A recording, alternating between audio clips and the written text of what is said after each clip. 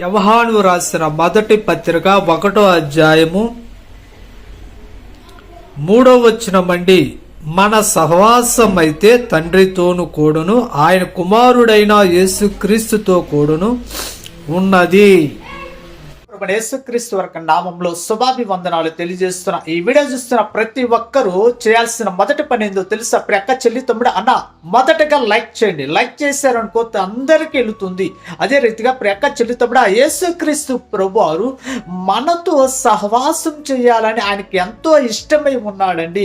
యేసుక్రీస్తు ప్రభువారు 3.5 సంవత్సరాలు బ్రతుకున్న కాలములో ఆయన ప్రజలతోటి ఆయన సహవాసం చేశాడు. కొన్ని ప్రాంతాల వరకే ఆయన తిరగగలిగాడు. ఎందుకంటే శరీరంతో ఉన్నాడు కాబట్టి, దేహంతో ఉన్నాడు కాబట్టి కొన్ని ప్రాంతాల వరకే తిరగటానికి ఆయన అవకాశం కలిగి ఉంది. అదే రీతిగా ఆయన చనిపోయిన తర్వాత ఆత్మరూపై ఉన్న తర్వాత, ఆత్మరూపాన 3వ దినాన లేచిన తర్వాత అందరితో సహవాసం చేయాలని ఆయన ఎంతో ఆశ కలిగి ఉండే ఆయన అందరితో స్నేహం చేస్తాడు, అందరితో సహవాసం చేస్తాడు.